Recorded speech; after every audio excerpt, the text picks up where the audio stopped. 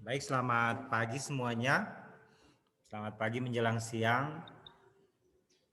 Pagi, Ner. Oke. Sebelum lanjut, Prof. Orbanus pernah dihubungi?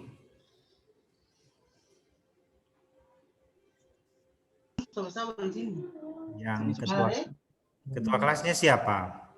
Belum ada terus. Betul Ketua kelasnya siapa? Belum?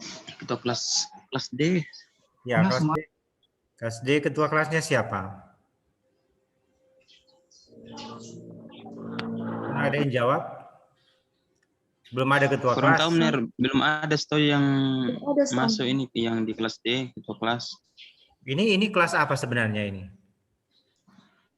Ini kelas D, cuman DP ketua kelas ini tahu. Maksud begini, mata kuliah Anda yang lain memang belum pernah masuk. Mata kuliah yang lain belum pernah masuk. Belum pernah ada. Belum ada. Sudah benar. Waktu masuk tidak ada ketua kelas mata kuliah. Oh, begini, mengingat waktu, Menir tidak akan panjang lebar dulu di sini. Nanti Menir akan buat. Campur. Oh, udah dicampur. Nanti ada tentukan sendiri lah. Menir tidak mau masuk untuk menentukan ketua kelas. Yang penting sebentar sore sudah dilaporkan ke Menir siapa yang menjadi ketua kelas. Oke, mata kuliah fisiologi tumbuhan, mata kuliah wajib. Salah satu mata kuliah inti dalam biologi. Maksudnya, mengapa dikatakan mata kuliah inti? Kalau kita bangun rumah, salah satu fondasi dari biologi, kalau kita anggap biologi itu sebagai sebuah rumah, maka salah satu fondasinya adalah ilmu-ilmu fisiologi, termasuk di dalamnya adalah fisiologi tumbuhan, plant fisiologi. Karena itu, Anda sebagai mahasiswa calon guru sangat perlu memahami dengan baik konsep dasar dari fisiologi tumbuhan. Mengapa? Justru di SMA, materi fisiologi tumbuhan itu materi kelas 12. Ner pernah mengajar di SMA selama 8 tahun. Di SMA Kristen Binsus Tomohon, SMA Ebenezer. Waktu itu kelas bilingual. Itu sepengetahuan Ner, untuk mata kuliah, untuk materi fisiologi tumbuhan itu banyak di kelas 12. Berarti itu materi yang tingkat kesulitannya tinggi. Jadi konsep-konsep dalam fisiologi tumbuhan di SMA itu termasuk dalam tingkat kesulitan yang tinggi. Mohon maaf, Ner tidak akan mengadmit lagi setelah 5 menit Ner memberi kuliah. Karena itu mengganggu. Sekali lagi mengganggu. Suara Ner jelas didengar? Halo, bisa jelas? Bisa jelas? Jelas. Oke. Mari kita lihat Ner akan share PowerPoint. Tolong Anda perhatikan. Oke. PowerPoint yang Ner share, apa Anda sudah bisa lihat? Sudah? Bisa, Ner. Oke. Nah, fisiologi tumbuhan di kelas D ini diampu oleh 2 dosen. Yang pertama adalah Profesor Dr. Orbanus Naharia. Profesor Orbanus Naharia PR1 Unima sekarang, orang keduanya di Unima. Dia memiliki keahlian memang ke arah agronomi. Agronomi lebih khusus ke agronomi lingkungan, berarti ke arah environmental plant fisiologi yang mengarah ke lingkungan, cekaman lingkungan. Sedangkan Ner, fisiologi tumbuhan lebih mengarah kepada plant biochemistry atau ke arah biokimia tumbuhan dan ke arah interaksi tumbuhan dengan serangga atau hama. Nah, kita menganut pada perkuliahan ini student center learning. Jadi maksudnya di sini simpelnya begini, Anda akan diberikan banyak proses belajar daring mandiri sementara menunggu LMS Unima yang masih berproses. Nah, lebih banyak Ner akan berikan materi-materi untuk di-review. Lalu akan ada pembagian kelompok untuk presentasi sebentar. Tetapi ada tugas-tugas juga yang akan diberikan lewat Google Meet yang sudah Ner siapkan. Oke?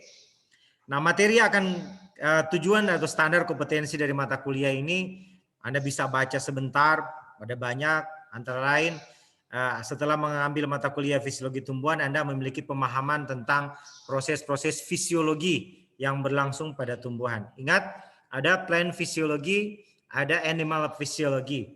Dua-dua proses-proses faal tapi objeknya berbeda. Yang satu ke animal, yang satu ke hewan. Nah, ini materi yang akan Anda materi yang akan kita bahas, kita selesaikan sepanjang semester ini. Ada 15 materi lah. Terakhir ada laporan mini riset yang Anda akan lakukan di rumah Anda masing-masing. Kecuali ada beberapa mahasiswa yang akan dipanggil ke laboratorium untuk 1-2 kali praktikum. Khususnya mahasiswa yang tinggal dekat kampus sebentar di grup WA, mohon dicantumkan nama-namanya untuk kita rencanakan praktikum di laboratorium. Nanti praktikumnya direkam, bisa dikirim ke teman-teman. Oke, jadi ada materi sekarang, materi pertemuan pertama, berikut ada tanah dan mineral, difusi osmosis, dan seterusnya. Nanti Anda bisa baca, karena PowerPoint ini beserta video pembelajaran hari ini akan dibagikan sebentar. Jadi akan Anda dapatkan video perkuliahan hari ini sebentar. Ya, buku yang kita gunakan ini ada 3. Ada Plant Biochemistry, Hans Walter Held. Ada buku utama juga, Plant Physiology dari Robert Devlin. Berikut ada Plant Physiology dari Salisbury dan Ross. So how you get this book? Buku ini gampang Anda peroleh karena kita pembelajaran daring, Anda familiar dengan internet. Silakan Anda search di internet, ada ringkasan-ringkasan dari buku ini. Di samping itu Anda bisa memperkaya pemahaman tentang fisiologi tumbuhan dengan mengunjungi website-website ini. Yang pertama, Community Plantae.org, bisa Anda berdiskusi memang dalam bahasa Inggris, atau bisa Anda masuk ke online learning Harvard Edu, subject biology. Tinggal Anda copy ini, Anda pindahkan ke internet, bisa Anda masuk. Ada banyak resources pembelajaran tentang plant biology ada di sana. Termasuk dalamnya adalah plant physiology. Oke. Kalau ada pertanyaan bisa langsung bertanya, tidak perlu memberikan kesempatan, langsung celah apa. Selanjutnya kita masuk pada materi pengantar dari plant physiology. Materi pengantar ini Nir berikan penjelasan dulu tentang apa fisiologi tumbuhan. Sebelum lanjut, Anda sudah pernah dengar tumbuhan dan tanaman. Dalam konsep fisiologi, we separate, kita membedakan antara fisiologi tumbuhan dan fisiologi tanaman. Ulang, underline, fisiologi tumbuhan dan fisiologi tanaman. Sama sebenarnya prinsip proses kajian-kajiannya sama, hanya pada fisiologi tanaman itu lebih mengkaji tumbuhan yang telah dikultivated. Tanaman adalah tumbuhan yang telah dikultivated atau tumbuhan yang telah dibudidayakan manusia. Misalnya padi, cengkih, pala, dan sebagainya. Itu tanaman. Sehingga fisiologi tanaman itu lebih banyak dikaji pada program-program applied dari biologi. Applied dari biologi contohnya adalah Fakultas Pertanian, program studi pertanian. Itu mereka mengkaji lebih banyak ke plant fisiologinya, plant dalam hal ini diartikan sebagai tanaman. Sekali lagi tanaman adalah tumbuhan yang telah dikultivated. Kalau kita buat himpunan, tanaman bagian dari tumbuhan. Jadi tumbuhan adalah himpunan besar. Di dalam tumbuhan ada tanaman. Tanaman adalah tumbuhan yang sudah dibudidayakan manusia karena untuk tujuan pangan, kosmetik, dan sebagainya. Jadi different antara tumbuhan dan tanaman sudah Anda bisa bedakan. Oke? Nah, dalam mempelajari fisiologi tumbuhan, orang banyak ketinggalan. Sebenarnya fisiologi tumbuhan itu namanya biologi. We must learn biology by doing, by experiment. Kita belajar biologi lewat eksperimen. Bukan lewat, kalau sama dengan Nerkasa ini, sebenarnya tidak terlalu berdampak. Negara-negara maju membelajarkan biologi sejak dari elementary school lewat objek studi langsung, eksperimen. Ini ada di gambar-gambar. Karena biologi itu melakukan, biologi itu mengamati, mengobservasi, biologi itu mengeksperimen, biologi itu mengidentifikasi, biologi bukan mendengar. Jadi pembelajaran biologi yang paling tepat adalah dengan eksperimen. Apapun itu. Mulai dari level seluler sampai level biosfer. Nanti kita pelajari selanjutnya. Ini sebenarnya kenapa saya tekankan di sini karena Anda mahasiswa program studi pendidikan biologi. Walaupun ke depan baik sarjana sains, sarjana biologi, pendidikan biologi itu sama nasibnya, harus mengikuti PPG untuk jadi guru. Oke? Saya lanjut. Nah, Ini struktur dasar dari plant, dari tumbuhan. Anda sudah dapat mata kuliah anatomi, morfologi, atau struktur perkembangan tumbuhan? Tolong dijawab, sudah dapat? Hello? Sudah mengontrak atau mata kuliah anatomi tumbuhan, morfologi tumbuhan, atau struktur perkembangan tumbuhan sudah dapat? Anatomi tumbuhan sudah, Ner. Anatomi tumbuhan sudah. Jadi sebenarnya sebelum Anda mempelajari fisiologi tumbuhan, itu harus sudah passing, sudah lulus anatomi, morfologi, biologi sel, dan biokimia. Karena ini adalah basic kimia organik juga. Dasar dari plant fisiologi, biologi sel, biokimia, morfologi, dan anatomi. Kalau Anda lihat tumbuhan, Anda lihat dari jauh, misalnya tumbuhan langsat atau tumbuhan kelapa. Anda lihat dari jauh itu morfologi. Setelah Anda mendekat pada suatu jenis tumbuhan, misalnya tumbuhan kelapa, Anda ambil daun dari kelapa. Anda bawa di laboratorium, amati jaringan-jaringan apa yang ada pada kelapa. Jaringan parenkim, jaringan meristem, jaringan kolenkim, sklerenkim, dan sebagainya. Itu anatomi. Jadi kalau bentuk pohon, bentuk daun, bentuk percabangan itu morfologi. Tapi ketika Anda ambil daun, lalu daun itu Anda bawa di laboratorium, Anda bikin preparat, Anda amati dengan mikroskop, itu objek studi anatomi. Setelah Anda pelajari anatomi, baru ada pertanyaan, kenapa daun berwarna hijau? Kenapa tumbuhan bertumbuh? Kenapa buah mengalami proses pematangan buah? Kenapa padi pada saat ditanam, karena dia tumbuhan semusim, setelah 3 bulan, setelah terbentuk setelah terbentuk buah, dia daunnya berubah dari hijau jadi kuning.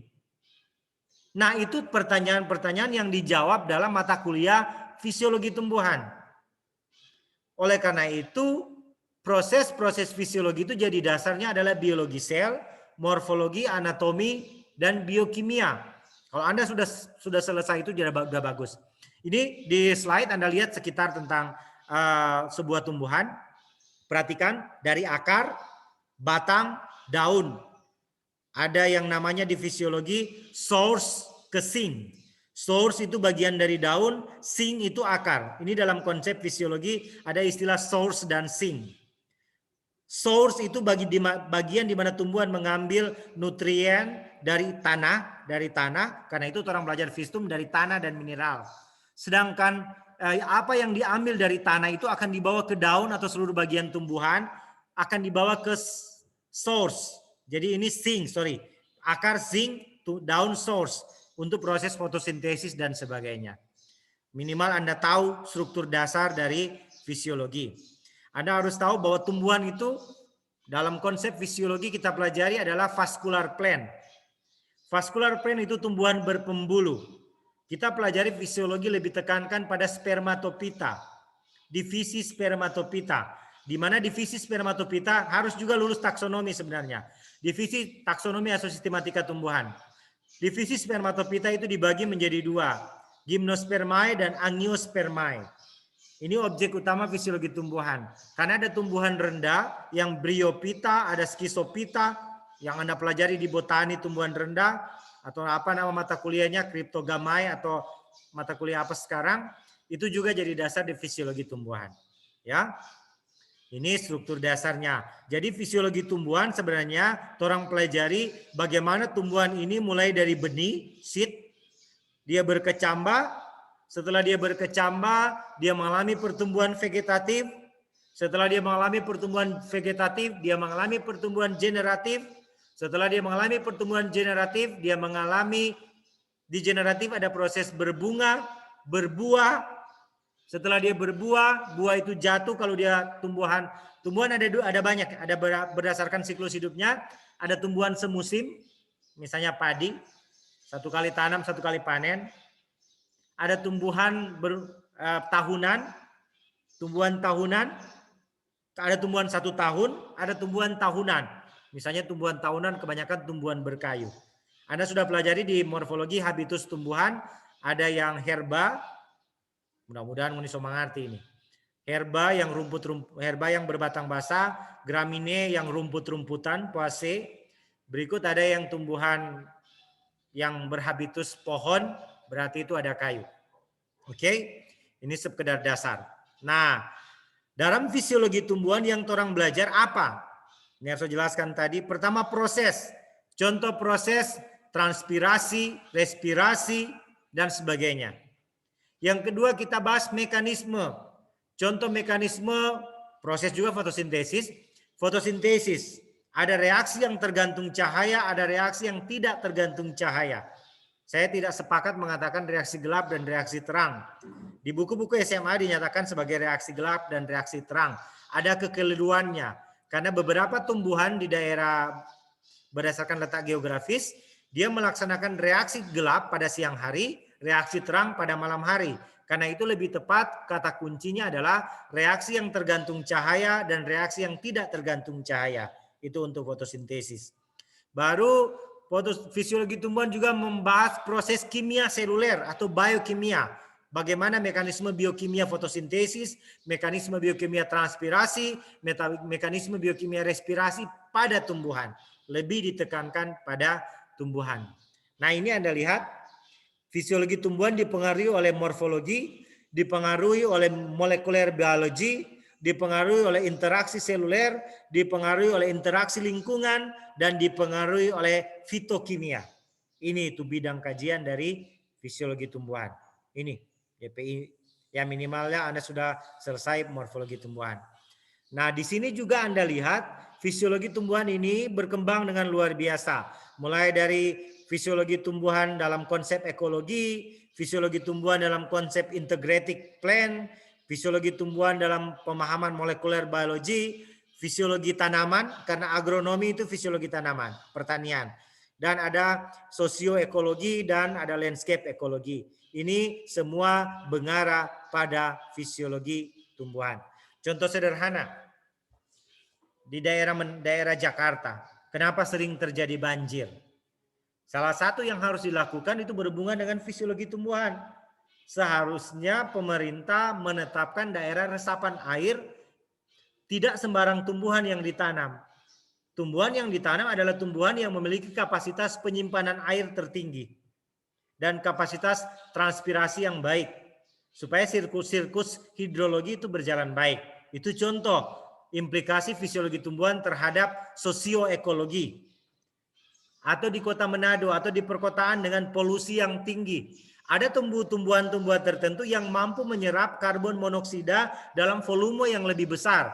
Seharusnya tumbuhan-tumbuhan itulah yang ditanam di daerah-daerah hijau perkotaan atau yang ditanam di pinggir jalan. Tapi ada pertimbangan juga tumbuhan yang memiliki batang keras agar tidak mudah patah dan sebagainya. Jadi fisiologi tumbuhan walaupun ilmu murni, dia punya manfaat sosioekologi dan seterusnya. Kalau pada aspek molekuler, ada penelitian yang dilaporkan bahwa kecepatan fotosintesis itu tahun 1960-an dibandingkan dengan sekarang itu mengalami gangguan karena peningkatan suhu bumi akibat global warming. Lebih tepatnya terjadi mutasi pada gen-gen pengontrol, ini molekuler biologi, gen-gen yang mengontrol folding dari protein atau namanya heat shock protein, yang mengontrol folding dari ekspresi gen pada tumbuhan. Sudah itu orang belajar, itu nanti belajar di biologi molekuler. Itu kira-kira yang bisa Mer jelaskan. Oh, ada pertanyaan langsung ya. Karena orang Zoom gratis ini, semua habis. Nah ini juga yang plant physiology, lebih spesifik. What object we study in plant physiology? Apa objek studi yang kita pelajari dalam fisiologi? Ya ini kalau prosesnya yang secara direct, secara langsung, fotosintesis, respirasi, transpirasi, perbungaan, alokasi, translokasi, dan penggunaan air. Itu efek langsung. Ya. Berikut yang tidak langsung itu adalah yang mempengaruhi fisiologi tumbuhan. Ini efek langsung mulai fisiologi tumbuhan. Direct efek langsung. Sedangkan indirect efek tidak langsung yang mempengaruhi fisiologi tumbuhan. Perhatikan ya. Pertama, drop out atau kekeringan. Yang kedua, adanya kompetisi antar tumbuhan untuk memperoleh nutrisi. Kalau orang tanam rica di bawah pohon rindang misalnya jati, ya rica kalah untuk fotosintesis dengan jati karena cahaya terhambat oleh tajuk atau rindangnya pohon jati. ada kompetisi memperoleh cahaya matahari. Kalau Anda tanam padi, lalu ada gulma di padi, biasanya petani akan mencabut gulma atau sesuatu yang tidak ditanam, itu namanya gulma, atau lebih tepat tumbuhan liar. Mengapa? Kalau dibiarkan di padi ada tumbuhan liar, maka nutrisi akan terjadi persaingan antara si tanaman padi dan gulma. Padahal yang kita butuhkan adalah produksi dari tanaman padi. Kalau terjadi persaingan, maka bisa saja tanaman padi tidak bertumbuh baik, kerdil, buahnya sedikit dibandingkan dengan tanaman padi yang gulmanya dicabut. Beda dengan negara-negara maju, misalnya yang di Israel, di Timur Tengah sekarang, orang Israel telah mengubah dataran padang gurun Ethiopia menjadi daerah pertanian. Orang Mesir telah mengubah padang gurun menjadi daerah produksi pertanian. Orang Finlandia dan Belanda menjadi negara pemproduksi sayuran hortikultura terbesar di Eropa. Padahal orang tidak ada lahan. Mereka hanya menggunakan sistem greenhouse, tanaman bertingkat. Itu teknologi yang telah menyentuh proses fisiologi. Kalau ini Anda lihat, kalau orang Indonesia melakukan pemupukan, mau bawa pupuk masih petani yang berjalan. Ini sudah menggunakan drone. Di drone sokase itu pupuk dan sebagainya. Bahkan untuk studi fisiologi dan sebagainya, ya ini perkembangan teknologi yang mempengaruhi fisiologi tumbuhan. Berikut kebakaran, tingkat cahaya, perubahan komposisi mikroba, tingkat kandungan nutrisi tanah, baru tingkat sampah-sampah organik yang terbentuk. Ini secara tidak langsung mempengaruhi fisiologi tumbuhan. Kalau ini secara langsung mempengaruhi fisiologi tumbuhan. Oke? Sorry mendengar saya cepat sama habis waktu. Nah, fisiologi tumbuhan selama ada. Sejak purbakala, sejak manusia ada, ketika manusia makan tumbuhan, ya dia harus tahu tentang fisiologi, ya. Fisiologi tumbuhan. Sekarang kan sudah banyak varietas padi. Orang so tahu mana padi cepat berbuah, mana padi yang ada padi yang cepat berbuah tapi DP buah kecil-kecil. Ada padi yang lama DP waktu perbuahan tetapi buahnya besar-besar dan seterusnya. Nah, ini fisiologi tumbuhan ini objeknya luas. Bisa ke arah ini tahap perkebunan teh, bisa juga digabung dengan budidaya hewan. Oke. Utamanya fisiologi tumbuhan ini ke arah pangan, fisiologi tanaman, sorry. Ini fisiologi tanaman, orang-orang pertanian belajar fisiologi supaya produksi pertanian meningkat. Itu fisiologi tanaman. Orang belajar secara umum fisiologi tumbuhan. Berikut pemanfaatan untuk sandang, tanaman kapas gossypium untuk sandang, baru untuk papan rumah dari bahan kayu. Ini produk-produk tanaman, tumbuhan. Berikut untuk kosmetik, obat, juga menggunakan perempuan itu paling banyak mengeksplorasi sumber daya alam. Dari kepala sampai kaki dorang pakai sumber daya alam. Karena paling banyak menggunakan kosmetik itu perempuan. Apalagi itu dari sumber daya alam yang digunakan. Jadi tumbuhan jadi sumber obat, sumber kosmetik. Berikut untuk industri, misalnya tanaman karet, rubber, itu juga dari tanaman atau tumbuhan. Untuk rekreasi keindahan. Sekarang orang banyak stres karena terlalu banyak di rumah, membutuhkan rekreasi. Biasanya suka melihat bentangan alam, pemandangan alam, apakah air, tapi apapun itu, tumbuhan, warna hijau dari tumbuhan seringkali memberikan terapi relaksasi. Kalau Anda melihat tumbuhan hijau dan sebagainya itu ada efek relaksasi. Jadi ada unsur juga keindahan. Berikut tumbuhan berperan dalam daur hidrologi untuk siklus air hidrologi di planet bumi. Nah, ini juga tumbuhan menyuplai oksigen di planet bumi. Jadi ini kira-kira dasar-dasar dari fisiologi tumbuhan yang seharusnya orang dapat. Anda pelajari, nanti orang akan belajar semua itu ke depan. Fisiologi tumbuhan ada dasar ilmu tanah, ada dasar fisika dan kimia, ada dasar matematika. Karena benar mau saya percobaan di rumah Pangoni, nanti Ngoni mau tanam jagung atau mau tanam kedelai, selama 1 semester ini Anda mulai ukur DP pertumbuhan, bikin perlakuan sederhana. Yang satu kasih pupuk, yang satu pakai pupuk kompos. Itu Anda buat percobaan. Itu yang namanya di awal Mener bilang, ini namanya yang di pertemuan awal yang Mener bilang, kenapa? 15. Presentasi laporan mini riset. Kalau nyana ada, tak kurang DP nilai. Jadi nyana harus batanam. Nguni mengamati yang lain juga, yang penting proses fisiologi itu project. Nanti akan didaftarkan projectnya di grup sebentar. Oh kita projectnya mau tanam tomat. Yang satu kita tanam di tanah, yang satu kita tanam di polybag. Itu kita project. Yang kita mau amati, mana yang DP buah banyak, mana yang cepat bertumbuh dan sebagainya. Oh kita projectnya adalah mengamati kandungan, melakukan analisis kandungan fitokimia dari cengkih. Kita mau ambil daun cengkih muda, daun cengkih setengah muda, daun cengkih tua, lalu kita ekstrak, kita bawa di lab. Kita mau lihat DP kandungan biokimia, fitokimia yang ada. Itu satu project. Oke. Oh kita mau lihat tanaman pala. Kita mau lihat apakah kan pala tahu yang tua dengan tanaman pala yang masih muda, DP minyak yang dihasilkan beda. Jadi banyak project fisiologi yang bisa Anda buat. Mener pikir sampai di sini dulu untuk pertemuan pengantar. Materi ini Mener akan bagikan sebentar. Ada tugas nanti di Google Meet. Semua habis waktu torang tinggal 4 menit. Rekaman ini Mener akan berikan. Silakan kalau ada pertanyaan. Mener akan stop share ya. Ada pertanyaan silakan. Silakan kalau ada pertanyaan tentang materi ini silakan. Sebentar ada tugas di dalam. Silakan kalau ada pertanyaan. Yang nyanda aktif video Mener anggap tidak masuk kuliah. Untuk sementara siapa juga yang mau atur DP nama-nama ketua kelas. Ada pertanyaan silakan dari penjelasan Mener. Silakan. Masih kuat nih kita, kuat. Silakan kalau ada pertanyaan.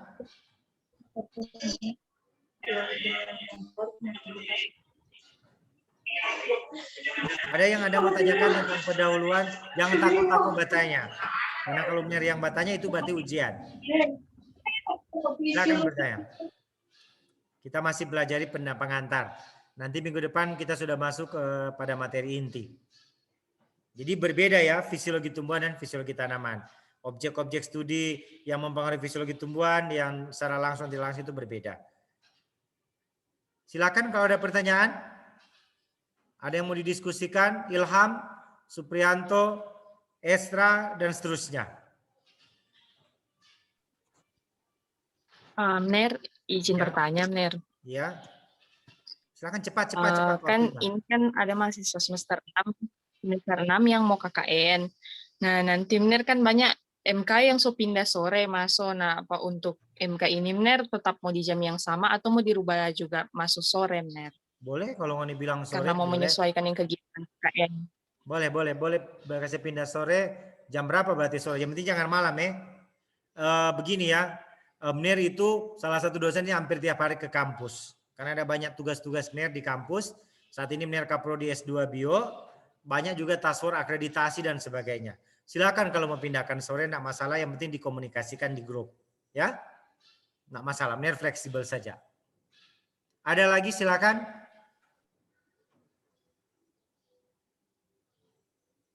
Silakan semua habis waktu ini. Oke, kalau tidak ada, tolong Anda isi monitoring siapa yang menjadi ketua kelas. Siapa yang menjadi ketua kelas, tolong Anda isi monitoring di dalam di perkuliahan. Nanti sebentar lihat tugas yang akan Mener berikan di Google Classroom. Oke? Sampai di sini semua habis ini kegiatan